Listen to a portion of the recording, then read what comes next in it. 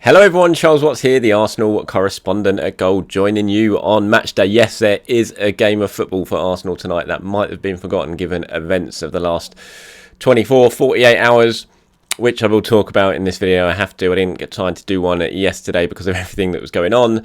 And I will discuss the Pierre-Emerick Aubameyang situation today, give my take on it.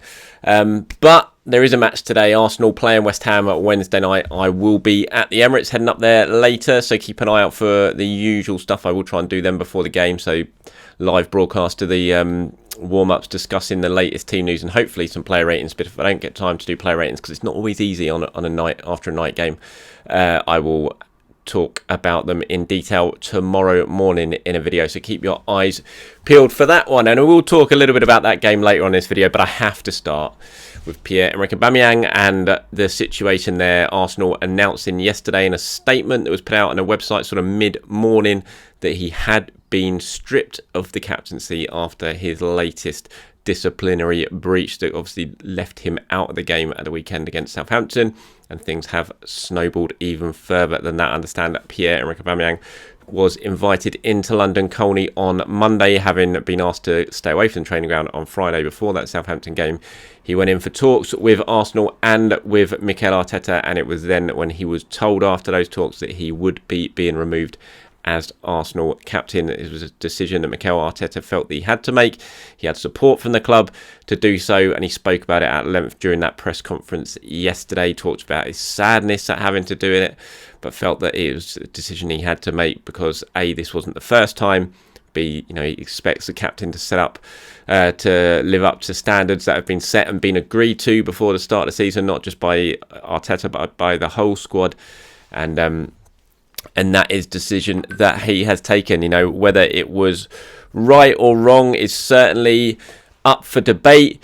I know just looking at the comments and the replies on my social media, it seems very, very split. I think broadly speaking, on the whole, the majority think that Mikel Arteta made the right call in removing the captaincy from Pierre-Emerick Aubameyang, but there's plenty who are in Auba's court and they feel that he's been thrown under the bus a little bit by Arteta and that the manager could have handled things differently. My take on it is I think it was very hard to keep the captaincy on him once a decision was taken to leave him out of the game on Saturday, and the fact that it emerged that it was a disciplinary breach. Once that came out, once that was made public, and Arteta clearly made it public, he wanted to make it public, once that happened, then it had to be done. There was no way, I just couldn't see any way that the captaincy could stay with Aubameyang, because we knew this wasn't the first time. There's standards that Arteta wants from his players, and once he was forced into leaving him out of another match day squad, then I just don't see how he could have possibly kept the captaincy on him, because it would just send out the wrong signal, and it goes against the whole non-negotiables that we've always heard about since Arteta first walked through the door. Whether it needed to come out and be made public, or whether you agree that you think that the punishment was over the top considering what happened, the fact that Aubameyang was given permission after the Everton game to fly to see his mother in France, had to come back later that day on a Wednesday. He didn't arrive till the Thursday morning. He still arrived at training on Thursday, but it messed up all the COVID protocols. He didn't take the right tests, and it all sort of spiraled out of hand. So I can see some people's views that maybe Aubameyang are slightly harshly treated, given it's not easy to travel to and from France in a day, especially in this COVID era. But he did agree to it. It was Arsenal players are banned from travelling at the moment because of the COVID situation. Aubameyang was given special dispensation from Arteta to make the journey, but it was under certain rules that he had to meet, and he failed to meet those, and that's why Arteta took the decision he did. And it's a massive call. It's a massive call, especially at this stage of the season, because although Aubameyang is horribly out of form at the moment, I don't think he deserves to be in the starting. Well, he's not been in the starting 11 recently, and he doesn't deserve to be given his form. But he's still a hugely important figure for Arsenal in a squad that isn't packed full of senior strikers. There's only really him and Lacazette, and then a couple of youngsters in Martinelli, Balogun, and Nketiah. So you need Aubameyang, and stripping him of the captaincy is a massive call, because it's going to, that relationship between Arteta and Aubameyang, which is already strained, is just going to be drifting further and further apart. It also could have a massive impact in terms of the mood and morale of the dressing room. Aubameyang is a popular figure, although how do you say it there? I mean, there are some reservations in terms of whether he is the best sort of fit for a captaincy. But he is still a very popular figure. We know how close he is with the likes of Lacazette, with Pepe, and some of the younger players as well. So it's a massive, massive call, and it could go one or two ways. It could have a massive detrimental impact on the changing room. You know, a lot of players could look at it and have, think Arteta's treating them badly, and then that opens up a bit of a rift between them and Arteta as well. You basically disillusion your top striker halfway through the season, when it's highly unlikely they're going to go out and sign a striker in January. I mean, they want to sign a striker, that is top of their agenda now, but the plan is always really to do it in the summer. And it would be very hard to bring yourself in a new striker in January, just because it's almost impossible to sign players at that stage. So you need Aubameyang at least till the end of the season. And so to do this, it opens up a lot of question marks about his future, about his temperament, about how into it he's going to be. So it's a massive call from Mikel Arteta, and I'm sure that all went right through his head when he sat there and he was going through and he was talking to Arsenal, he was talking to Aubameyang, he was making the decision himself. And it could go one or two ways, absolutely. I think Arteta's going to live or die by this decision this season, because if it goes well and Aubameyang comes back, clears his head, comes back, doesn't have the responsibility of being captain, maybe that might give him a little bit of freedom, might make him play better. If it goes well, that'd be fine. But if it goes badly and results start to nosedive and Arsenal don't score any goals and Aubameyang's not in the team, then the decision's going to come under real scrutiny. So it is a massive, massive call from him. And please do let me know, what do you think? Right decision by Arteta? Wrong decision by Arteta? Let me know your opinions. I'll have a look at them down in the comments below, as always. So we know there's going to be no Aubameyang tonight. He's not going to be in the team. Lacazette, I expect, will be captain. Mikel talking yesterday that he wouldn't be rushed into the decision over appointing a new captain. It looks like the leadership group, which is full of players like Lacazette, Xhaka, Rob Holding, those sort of players will share the captaincy between now and the end of the season. I think if Lacazette starts, he will be captain. If Lacazette doesn't start, Xhaka will probably be captain. If neither of those two start, say in the League Cup, if Mikel makes changes and Rob Holding does start, then I imagine Rob Holding will be captain. That's how it's going to operate between now and the end of the season. Personally, I think that's probably the best call.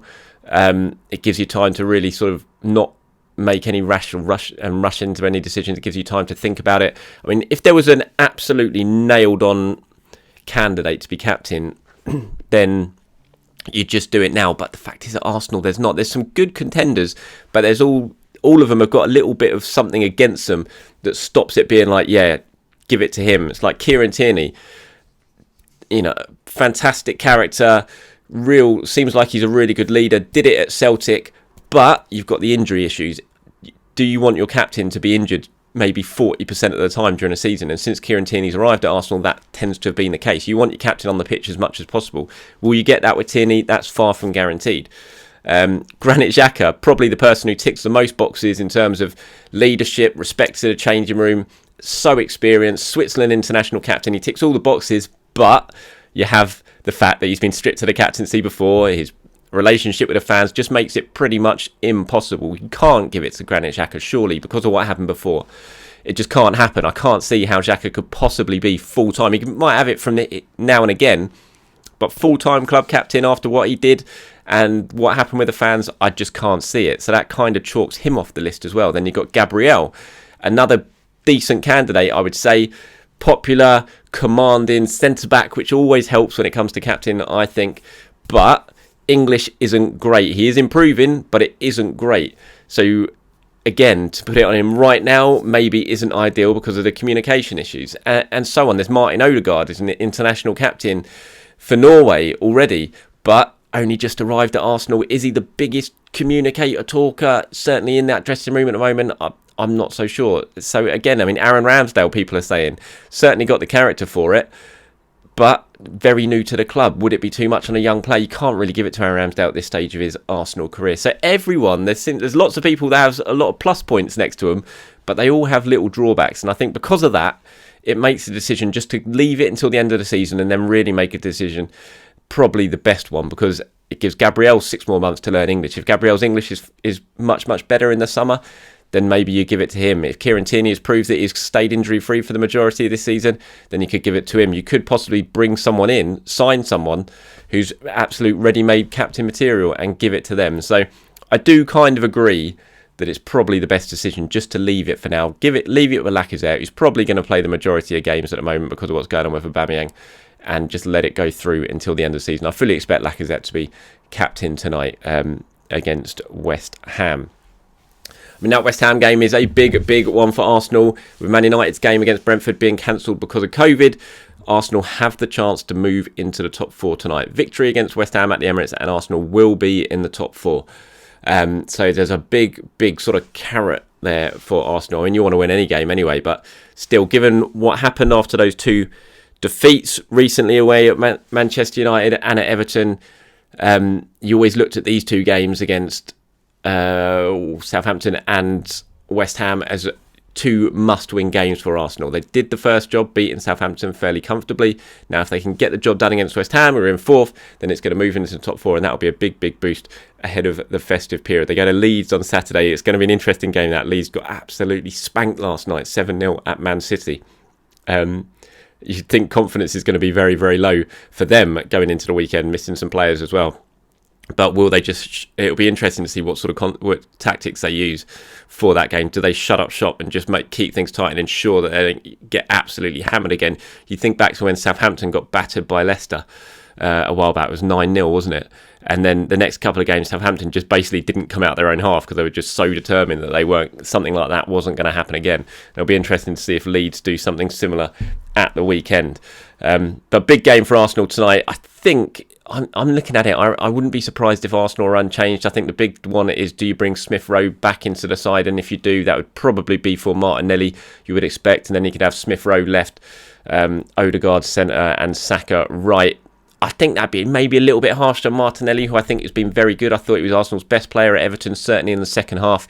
I thought he was very good. Unlucky not to score against Southampton at the moment. So he's enjoying his football. He's having a bit of a spell in the team. Do you bring him straight? Do you take him out for Smith Rowe? I'm not sure. Smith Rowe's been very important this season and arguably been Arsenal's best player, but this is good for squad competition. Yes, he's been out. He probably should come back in because of his form so far this season, but Martinelli's done well. So you want to reward Martinelli for those good performances. So I got a feeling we might see Arsenal unchanged for tonight. Team news wise, there's not too much to report unless something's happened in training that we don't know about and that Arsenal are keeping under wraps. Obviously, there's no Aubameyang, we know that he's not available. There's no Sead Kolasinac. Bernd Leno likely to be out as well with that injury that kept him out against Southampton. But other than that, Arsenal are in pretty good shape at the moment, and that is good news ahead of the festive period because we know the games are going to come thick and fast at the moment. Maybe you look at tonight as one where you think, do you give players a little bit of a breather before that tricky game at Leeds on Saturday? But when you look at it's West Ham, they're 4th. This is your chance to move into the top 4. You don't want to take too many chances with your team selection.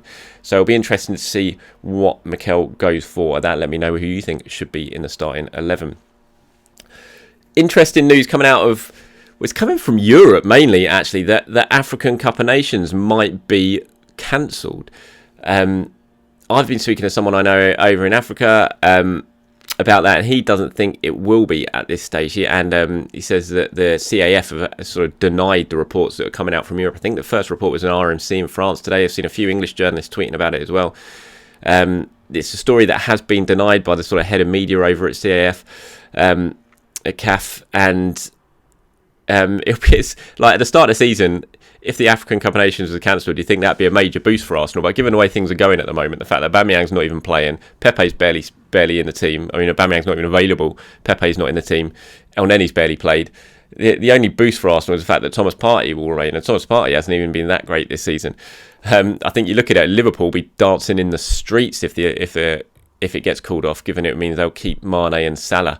That'll be a massive boost for them in the title charge. But it's an interesting one with Arsenal. In the summer, it would have been absolutely brilliant news, but given the way things have gone for some of the players who are going to be involved, it's actually potentially not as much of a boost as it could have been. But still good news.